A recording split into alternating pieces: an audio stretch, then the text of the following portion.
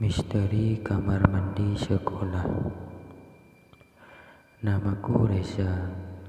Aku sekolah di salah satu SMA swasta di kota Bandung.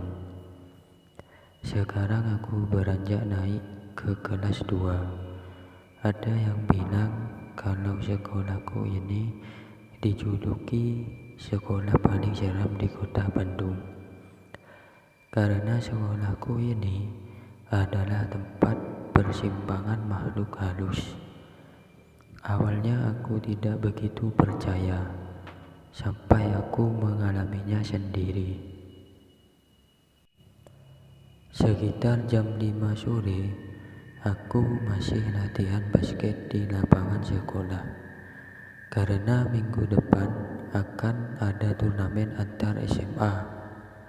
Jadi, sampai saat ini anak-anak basket latihan lebih lama daripada biasanya. Bro, aku ke kamar mandi duluan ya, kataku kepada teman-temanku. Aku berjalan tenang melewati lorong kelas yang sudah tampak gelap dan sepi. Setibanya di kamar mandi, aku gantungkan tasku dan mulai mandi. Beberapa saat ketika aku mandi, tiba-tiba saja lampu kamar mandinya mati. Aku berhenti menyiram tubuhku dan mulai mendekatkan telingaku ke pintu dengan harapan aku tahu siapa orang yang iseng mematikan lampu kamar mandi ini. Beberapa saat aku terdiam.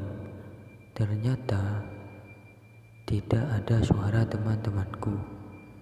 Aku membuka sedikit pintu kamar mandi untuk melihat keadaan di luar.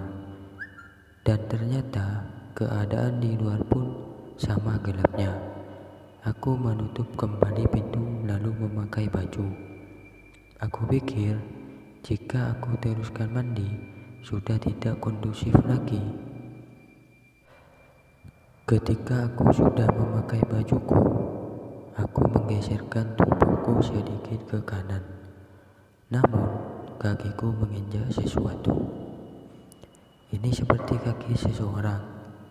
Aku mulai mundur beberapa langkah menuju tembok. Dan di dalam kegelapan itu, aku seperti merasakan ada seseorang bersamaku.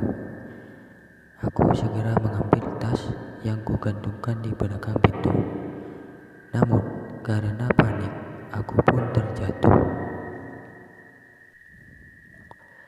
Aku mulai membungkukkan badanku, meraba-raba mencari tasku. Tiba-tiba, aku mendengar suara yang sedang bernafas.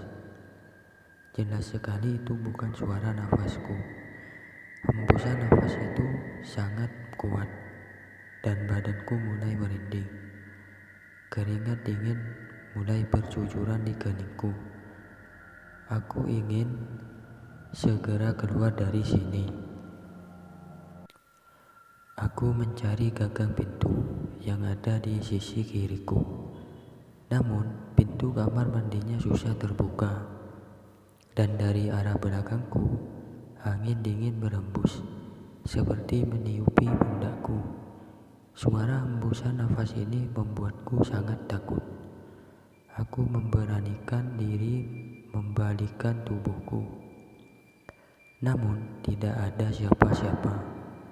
Jantungku kini semakin berdegup kencang. Aku ingin berteriak memanggil teman-temanku. Namun aku tidak bisa. Tubuhku sekarang menjadi kaku. Badanku sama sekali tidak bisa digerakkan. Tiba-tiba ada sesuatu yang bergerak-gerak di atas kepalaku. Sekarang aku merasakan ada sesuatu yang menyentuh rambutku. Sedikit demi sedikit, dan kali ini teksturnya mulai terasa. Ini adalah rambut. Sebuah rambut yang sangat panjang dan menutupi wajahku. Sekuat tenaga aku berusaha memberontak, namun seperti ada yang memeluk dari belakang dengan sangat erat. Aku semakin tidak bisa bergerak dan nafasku tidak bisa berjalan dengan lancar. Dan kali ini suara hembusan nafas itu terdengar jelas dari atas kepalaku. Aku mulai membaca doa di dalam hati sambil mengingat doa-doa yang aku hafal. Namun sulit sekali untuk mengeluarkan suara, sampai akhirnya aku bisa bergerak. Ketika aku lihat ke atas, nampak sebuah wajah dengan mata yang sangat merah. Hanya beberapa detik saja aku melihat sosok itu, dan tidak lama sosok itu menghilang. Badanku yang kaku sudah bisa aku gerakkan, dan aku segera berlari keluar. Di depan aku bertemu dengan teman-temanku yang sudah menunggu di pos satpam. Aku segera menceritakan kejadian tadi kepada teman-temanku, dan temanku pada kaget. Lalu ceritaku ditanggapi oleh seorang satpam yang mengatakan bahwa aku memang salah. Aku salah karena sudah memakai kamar mandi itu. Konon, sejak dulu kamar mandi itu memang angker. Makanya setiap malam lampu dimatikan agar tidak ada yang pergi ke sana. Satpam itu lanjut berkata, dia tidak tahu kalau aku lagi ada di sana, karena saat tadi dia lewat, semua pintu kamar mandi terbuka dan kosong. Aneh, padahal jelas sekali tadi aku ada di dalam salah satu kamar mandi itu.